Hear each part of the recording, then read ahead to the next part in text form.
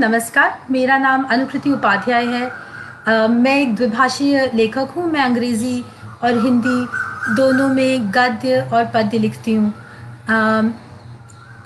सबसे पहले academic publishing network का बहुत-बहुत आभार मुझको आमंत्रित करने के लिए और मुझे यह अवसर देने के लिए। रोहिणी, तुम्हारा बहुत-बहुत स्वागत। और इतनी मीठी टिप्पणी लिखने के लिए बहुत सा स्नेह। रोहिणी का मेरी लेखन यात्रा में, मेरी रचना यात्रा में बहुत बहुत महत्वपूर्ण स्थान है। अगर रोहिणी मेरी कहानियों को टंकित नहीं करती तो मेरी कहानियाँ कभी छपने के लिए तैयार नहीं होती। जितना धन्यवाद मैं रोहिणी को कहूँ वो कम है। मैं अंग्रेज़ी हिंदी दोनों भाषाओं में लिखती हूँ। अंग्रेज़ी में मेरे लघु उपन्यास दौरा और भौरी शीर्षक से हार्पर कॉलिन्स द्वारा पिछले वर्ष प्रकाशित हुए और कुछ अवार्ड्स के लिए नॉमिनेट हुए। और हिंदी में मेरा एक कहानी संग्रह जापानी सराय शीर्षक से राजपाल एंड सन्स द्वारा पिछले वर्ष प्रकाशित हुआ, जिसमें से एक कहानी का आज मैं पाठ करूँगी। ये जापानी सराय है। इसमें 10 कहानियाँ संकलित हैं। जो कहानी मैंने आज चुनी है उसका शीर्षक है चेरी ब्लॉसम। कहानी पढ़ने से पहले मैं कुछ बातें कहानी के विषय में, तो खैर कुछ कहने के लिए है नहीं। कहानी तो सिर्फ कहानी है, मैंने लिख दी, आप लोग पढ़ें या सुने उससे उसकी संपूर्णता है। नमस्ते प्रभात भैया, आप आए, मुझे बहुत बहुत आभार, बहुत अच्छा लगा। प्रभात भैया मेरी हिंदी कहानियों के पहले पाठक और मुझे सबसे पहले प्रोत्साहित करने वाले व्यक्ति हैं, और उनका प्रोत्साहन नहीं होता तो शायद मैं और आगे हिंदी में नहीं लिखती, क्योंकि मैं अंग्रेज़ी में लिख रही थी और अंग्रेज़ी में मेरी किताबें हार्पर कॉलिन्स ने साइन अप कर ली थी। आगे इस वर्ष भी एक और अंग्रेज़ी में उपन्यास आ रहा है और अगले वर्ष के लिए भी कहानी संग्रह। और लेकिन भैया ने मुझे बहुत प्रोत्साहित किया और इसी कारण जापानी सराय संभव हुआ। और जो नया लघु उपन्यास वो भी राजपाल एंड सन्स से आ रहा है, नीना आंटी शीर्षक से, वो भी इसीलिए संभव हुआ क्योंकि मुझे इतना उनका आशीर्वाद और प्रोत्साहन मिला। तो जो कहानी मैंने आज चुनी है, नमस्कार उमा जी, नमस्कार शांति चंद जी, वो कहानी मैंने 2 कारणों से चुनी है। एक तो जापानी सराय शीर्षक से ये प्रकट होता है कि इस संग्रह में कुछ कहानियाँ हैं जो जापान की पृष्ठभूमि में हैं, और 3 कहानियों की एक श्रृंखला सी मैंने एक के बाद एक लिखी थी। उनमें से एक शीर्षक कहानी है जापानी सराय, दूसरी चेरी ब्लॉसम और तीसरी रेस्ट रूम। ये तीनों कहानियाँ एक दूसरे के साथ कड़ी सी जुड़ती हैं। कम से कम ऐसी मेरी परिकल्पना थी इनको लिखते समय। और ये तीनों जापान की यात्रा और जापान में एक बाहरी व्यक्ति के जाने पर उसके अनुभवों के विषय में है। और बाहर भीतर की यात्रा इन कहानियों में मैंने दर्ज करने की कोशिश की है। तो यदि आप किसी अपरिचित परिवेश में जाते हैं, वहाँ पर जो एक ख़ास तरह का अकेलापन होता है, और उसके अलावा जो इन कथाओं की नायिका है, उसके मन में जो किन्हीं कारणों से भावनात्मक संवेग उठ रहे हैं, उनके कारण उसमें भीतरी अकेलापन भी है। तो ये 2 अकेलेपन एक दूसरे के साथ 2 धाराओं की तरह मिलते हैं, और किस तरह इस नायिका को प्रभावित करते हैं, वो इन कहानियों के ज़रिए मैंने कहने की कोशिश की। और क्योंकि लॉकडाउन और कोरोना पेंडेमिक के चलते हम सब लोग अपने भीतर सीमित, यदि आप भीतर को सीमित माने तो सीमित होने के लिए विवश हैं, लेकिन हमारा भीतर तो दरअसल असीम है। सब कुछ हमारे भीतर ही है। तो वो जो भीतरी जो अंतर्मुखीकरण है, जो हम लोगों को इस बाहरी विपदा के चलते अपने भीतर मुड़ना पड़ा, उन लोगों को भी जो बहुत अंतर्मुखी नहीं थे उन्हें भी, अपने भीतर झांकना पड़ा। तो उससे एक ख़ास तरह के अकेलेपन से हमारा सबका भी सामाजिक तौर पर एक हमारा उससे सरोकार हुआ, उससे हम परिचित हुए। इस तरह का अकेलापन जहाँ पर जो इकाई है, जो व्यक्ति है, वो एकदम आइसोलेट हो गया, एकदम अलग थलग पड़ गया। वो हमारी जीवित स्मृति में ऐसा पहली बार अनुभव हुआ है मानवीय समाज को। तो इस कारण से भी मैंने ये कहानी चुनी कि ये कहानी एक बहुत गहन अकेलेपन के विषय में लिखी गई, और इस समय में मुझको थोड़ी मौजू लगी पढ़ने के लिए।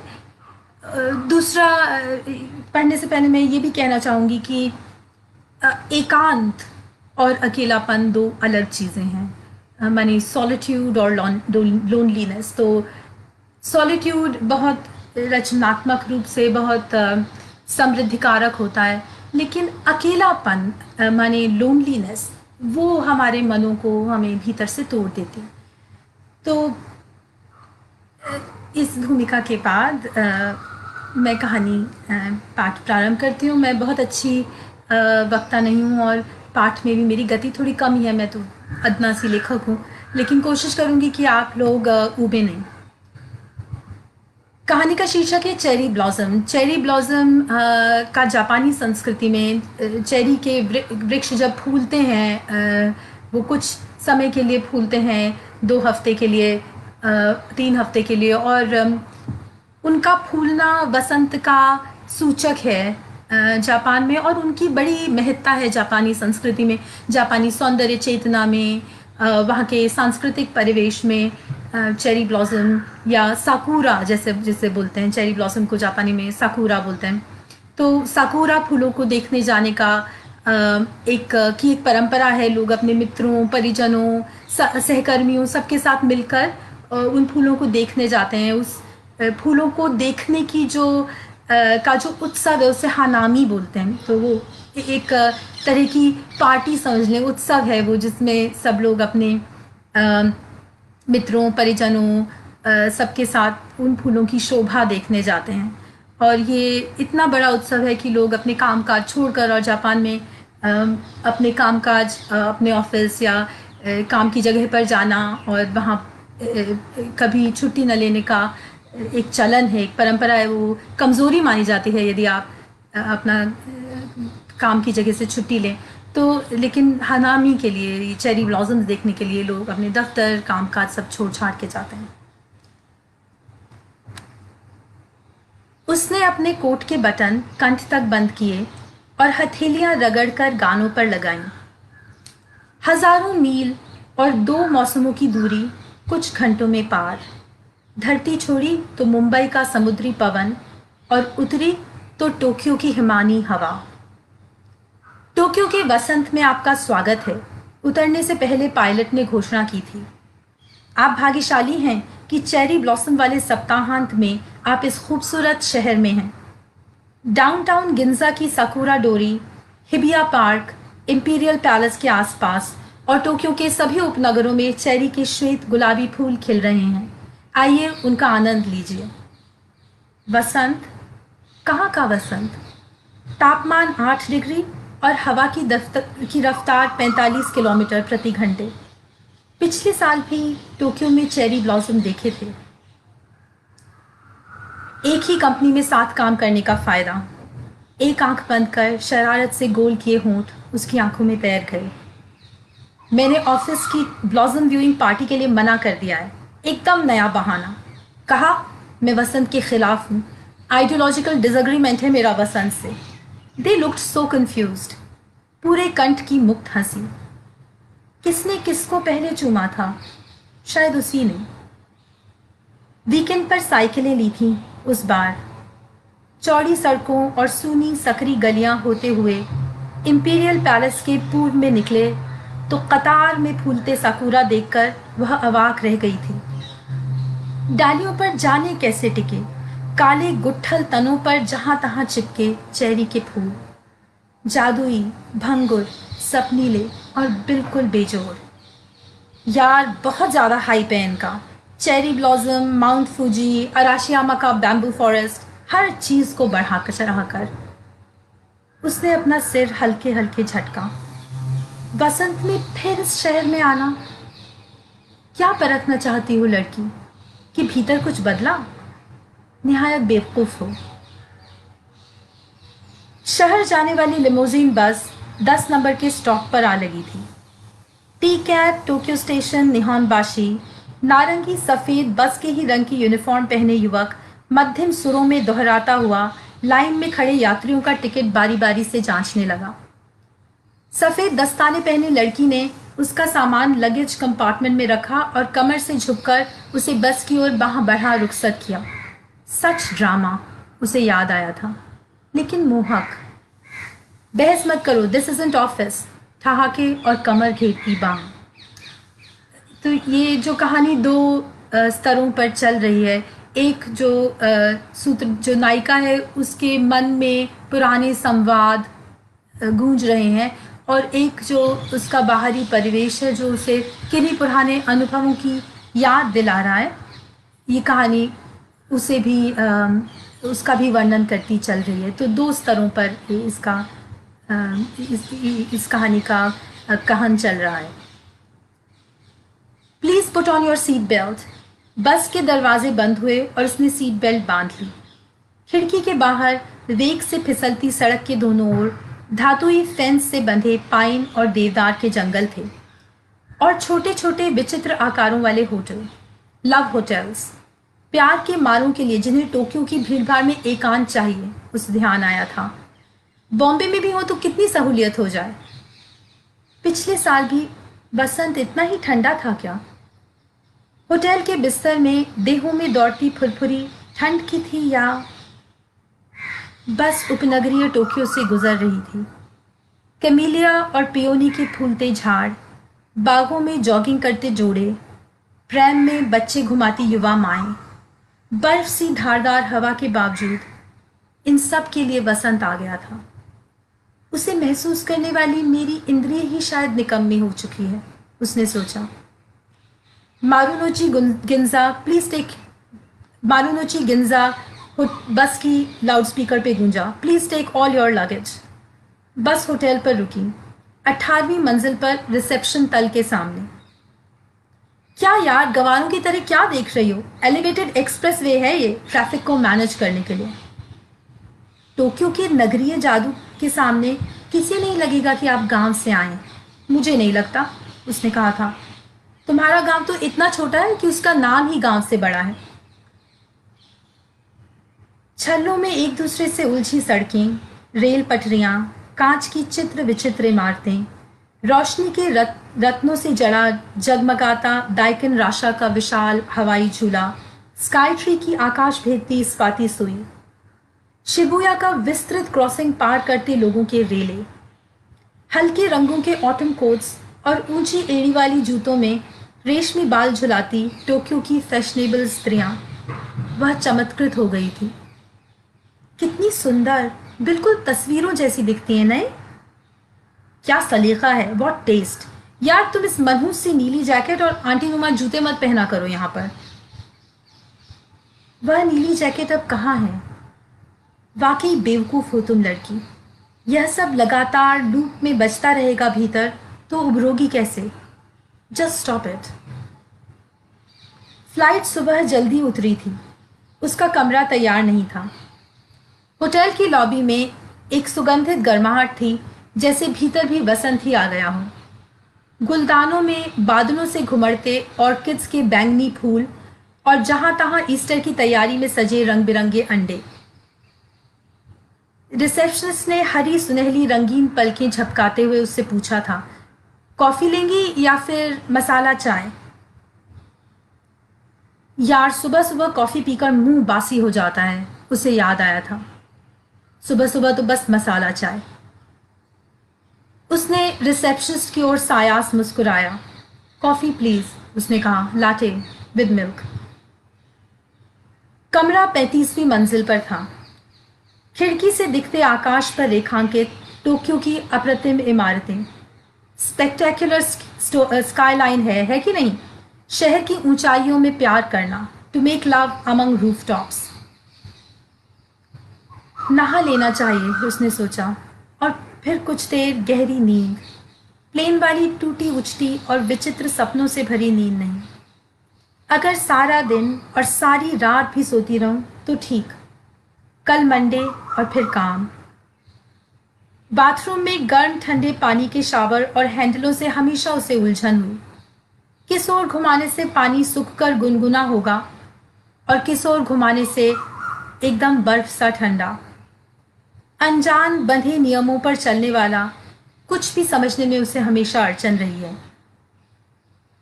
दरवाज़ा खोलो तो मैं सेट कर देता हूँ, वैसे भी क्लोज डोर स्टैम्प्ड हनी।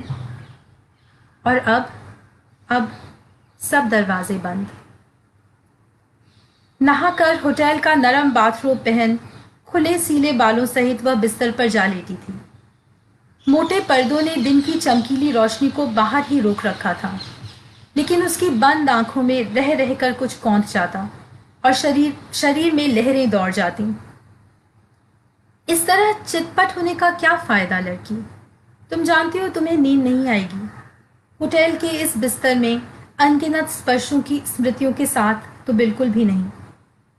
वह उठ गई, कपड़े बदले, होठों पर अपनी सबसे खुशनुमा रंग की लिपस्टिक लगाते हुए उसने आईने में खुद को एक बार देखा। वसंत के इस दिन के लिए यह रंग ठीक है या नहीं, कौन जाने। द्वार पर प्रिमरोज फूल जैसे पीत रंग की चुस्त दुरुस्त वर्दी पहने लड़की ने कमर से झुककर उसका अभिवादन किया।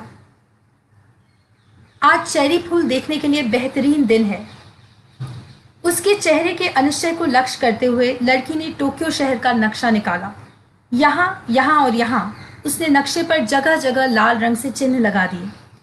सबसे सुंदर पेड़ यहाँ देखने को मिलेंगे। व्यक्तिगत तौर पर मुझे उएनो पार्क सबसे पसंद है। यामानोते रेल लाइन पर चौथा स्टॉप। उसने चुस्ती से नक्शे को मोड़ा और उसके हाथ में थमा दिया। शिम्बाशी स्टेशन के भीतर बसंत की याद दिलाई में चारों तरफ चेरी फूलों के पोस्टर्स टंगे थे और छत से कागजी साकुरा की झालरें लटक रही थी। हर तरफ चेरी सिरप की मीठी गंध और मंथर सरकती भीड़। उसने अपनी चाल सायास धीमी की। इतना तेज चलने की क्या जरूरत है? जैसे 12:36 की ट्रेन पकड़ना बेहद जरूरी हो, जैसे उस तरफ कोई प्रतीक्षा कर रहा हो उसकी, बार बार बेचैनी से हाथ घड़ी देखता हुआ, हमेशा जल्दबाजी, बेवजह आतुरता। ट्रेन के अगुवाई झोंके से उसके बाल कंधे पर लहरा उठे। ट्रेन के दरवाजे के ऊपर बने यामानोते लाइन के नक्शे पर उसने अपना स्टेशन ढूंढा। यूराकोचो, कांडा, अकीहाबारा और उएनो। बाहर सिर माथे पर बड़े बड़े बिलबोर्ड साधे बिल्डिंगों के झुरमुट थे। टोक्यो के बिलबोर्ड्स भी उसे याद आया था। तुमने वह पीले रंग वाला देखा? नहीं? अरे वापस मुड़ना होगा तब तो। यह पढ़ो, हियोको, जापान फेवरेट क्यूट चिक शेप्ड स्नैक। इस हिसाब से तो मेरा फेवरेट स्नैक तुम हो। चुहल से चमकती आंखें, ठोड़ी के आसपास आते जाते गड्ढे। उएनो स्टेशन ट्रेन की लाउडस्पीकर पे गूंजा, doors will open to the left. Station की चौखुटी इमारत के बाहर दिन अब झिलमिला रहा था। लोगों के रेले के साथ उसने सड़क पार की। पार्क के बाहर फुटपाथ पर फूलता चेरी का पेड़ था। गुलदार शाखाएं धरती तक झूल रही थीं। नक्शे के अनुसार यह वीपिंग चेरी का प्रसिद्ध पेड़ था। पेड़ तले 3-4 अधेड़ औरतें हरे, बैंगनी, फिरोजी किमोनो पहने और चमकदार गैता चप्पलें पहने कैमरे के लिए मुस्कुरा रही थीं। उनके यत्न से सवारे बालों में नाजुक आभूषण कांप रहे थे। कैमरा पकड़े आदमी ने जापानी भाषा में कुछ कहा और वे अपने रंगे होठों पर उंगलियों की ओट देकर हंस पड़ी। यार, ऐसे घूरना नहीं चाहिए, उसे याद आया था। यहाँ इसे बहुत रूड माना जाता है। सायास दृष्टि हटाकर वह बाग में दाखिल हो गई थी। पार्क के भीतर फुटपाथ के दोनों ओर चेरी के पेड़ों की कतारें थीं। चेरी की फूलती डालों में सफ़ेद कपोत उमग रहे थे। पेड़ों के नीचे गुलाबी आभा वाली छाया में नीले प्लास्टिक के टुकड़े बिछाए लोग बैठे थे। पूरे के पूरे परिवार, दफ्तर के सहकर्मियों के दल, प्रेमी जोड़े। नीचे फोल्डिंग टेबलों पर बेंटो बॉक्स, तरह तरह के केक, साके और किरण बियर के जग। जहां तहां घास में दौड़ते बच्चे और पालतू कुत्ते रह रहकर गूंजते कह कहे। पार्क के एक कोने में कियोमिज़ु कैनॉन बुद्ध के मंदिर की सीढ़ियों पर लोगों की भीड़ थी। पत्थर की पैरों से चिकनी हुई सीढ़ियों पर असंभव सी लगने वाले एड़ीदार जूतों में फिसलती अपनी साथिन की कमर को थामे एक युवक उतर रहा था। साकुरा के से गुलाबी रंग का फूलदार किमोनो पहने एक युवती अपने साथी का धूप और साके की गर्मी से तमतमाया पसीजा माथा पोंछ रही थी। भीड़ में सर भन्नाने लगा था। उसने अपना जैकेट उतार दिया और अंगुलियों से आंखें सहलाईं। खाने पीने को कुछ लेकर आना चाहिए था।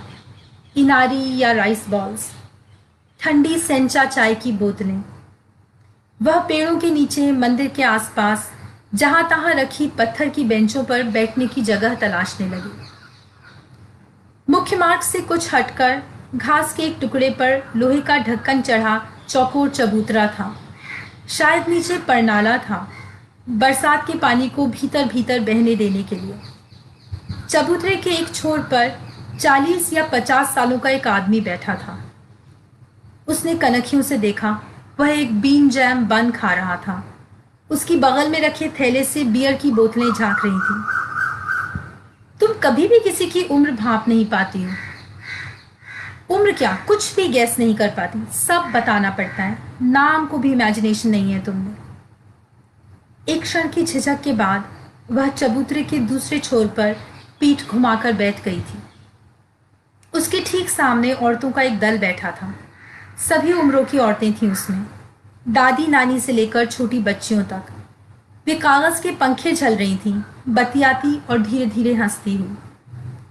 उस दल में से एक किशोरी उठी, छरहरी, हंसिनी सी लंबी गर्दन और आभामय मुख।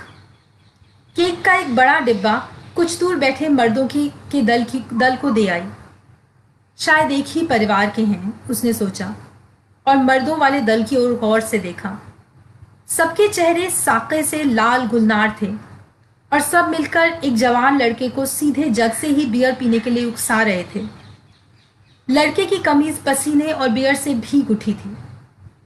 सहसा चबूतरे के उस ओर बैठा वह 40 या 50 सालों का आदमी जोर से गा उठा। उसने गर्दन टेढ़ी की और आंखों के कोनों से देखा।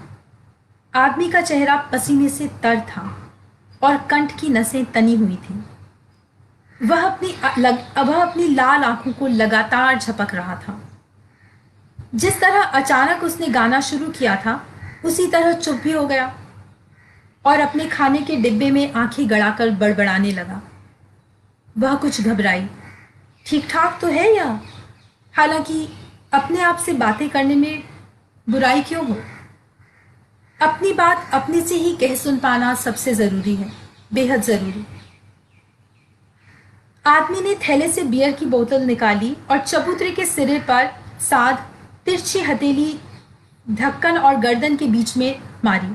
बोतल खुल गई और धातु का ढक्कन निःशब्द लुढ़कता घास में गुम गया। उसने सिर घुमा लिया और औरतों के दल की ओर देखने लगी। हंसनी सी लड़की अब पुरुषों के दल के लिए साके का जग लेकर जा रही थी। कांच के नाजुक जग में एम्बर सी सुनहरी शराब और लड़की की नफीस त्वचा पर सुनहरी धूप, बिल्कुल फोटो खींचने लायक, उसने सोचा। तभी चबूतरे के धातुई ढक्कन पर गड़गड़ाती एक बियर की बोतल उसकी जांघ से आ टकराई। वह चिहुक कर उठ खड़ी हुई। सब कुछ एक विचित्र तेजी के साथ घटा। चबूतरे के उस ओर वाले आदमी ने नशे से धुंधली आंखें मिचमिचाई, उचक कर खड़ा हुआ और उसके एकदम करीब आ गया। इतना करीब कि बियर की खट्टी गंध वाली सांसें उसके गालों को छूने लगी। खाने का डिब्बा थामे हाथ उसकी छाती के एकदम पास थे। उसकी चीख निकल गई। वह बेतहाशा पीछे की ओर हटी और किसी से जा टकराई। मुड़कर देखा तो वही हंसनी सी लड़की थी। कांच का जग धरती पर लुढ़क गया था।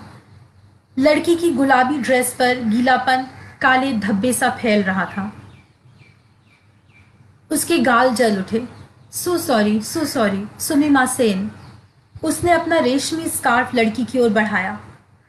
लड़की गीले किमोनों पर दृष्टि गड़ाए मूर्तिवत खड़ी रही। उसके साथ की स्त्रियां लपकी आईं। सुमिमा सेन। उसने अपनी हथेलियां जोड़कर जापानी में क्षमा याचना का शब्द दोहराया। स्त्रियां पुचकार में होंठ गोल किए झुक झुक कर बाव करती हुई उसके गिर्द घेर आईं। हथेलियां हिला हिलाकर कोमल स्वरों में कुछ कहती एक बड़ी उम्र की औरत ने लड़की को हल्के से टहोका मारा। डोंट वरी प्लीज, लड़की ने धीरे धीरे कहा और जग उठाकर उन औरतों के साथ लौट गई। क्षण भर के लिए वह उन्हें जाते हुए देखती रही। लड़की का सर झुका हुआ था। वह पेपर नैपकिन फैलाकर अपने कपड़ों का गीलापन सोखने की कोशिश कर रही थी। उसने अपने माथे और आंखों पर हाथ फेरा। सिर दर्द से तड़क रहा था। अब चलना चाहिए, उसने सोचा और बैग उठाने के लिए मुड़ी। 40 या 50 सालों का वह आदमी अब चबूतरे की दूसरी ओर खड़ा था। पनीली आंखों से उसे देखता। वह घरघराते कंठ से कुछ कह रहा था और बहुत धीरे धीरे अपने हाथ में थमा हुआ खाने का डब्बा उसकी ओर बढ़ा रहा था। उसने हतप्रभ हो देखा। डिब्बे में साकुरा फूल की आकार का एक बीन जैम बंद था। आदमी की आंखों में लटके आंसू गालों पर ढलक आए थे। होठों के कोने कांप रहे थे। उसने हाथ बढ़ाकर बन उठा लिया। अरिगातो गोजाइमास, वह फुसफुसाई। धन्यवाद, थैंक्स। तो ये कहानी थी चेरी ब्लॉसम। एक क्षणिक घटना की कहानी। कैसे जब अकेलेपन एक दूसरे से टकराते हैं तो बहुत सी गलतफहमियाँ पैदा हो जाती हैं और उनके चलते जो घटता है उसको कहने की कोशिश थी इस कहानी में। तो ये कहानी यहीं पर समाप्त हुई। आप सब लोगों का बहुत बहुत आभार, आपने मुझे इतने धैर्य से सुना।